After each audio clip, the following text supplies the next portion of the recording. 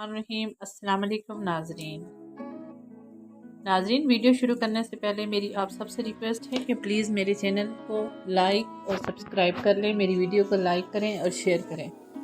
ये आपकी तरफ से हमारे लिए एक प्यार है, मोहब्बत है, इससे हमारा हौसला बढ़ता है और हम अपनी नई नई वीडियो आप तक लेके आते हैं। तो चलिए वीडियो का आगाज़ करते हैं। आज हम आपके साथ घरेलू टिप्स शेयर करेंगे। चाय का पानी ज़्यादा खोलने से चाय बदमज़ा हो जाती है। कच्चा आलू काट कर चाकू पर मलने से चाकू साफ हो जाता है। स्याह बूट पॉलिश में ज़रा सा सिरका मिला दें तो जूतों में ज़बरदस्त चमक आ जाती है। सिरका और पानी से शीशे की बोतलें और सराइयाँ अच्छी तरह साफ़ हो जाती हैं। अगर दूध में नींबू का अर्क मिलाकर सुबह शाम चेहरे पर लगाया जाए तो जिल्द खूबसूरत हो जाती है।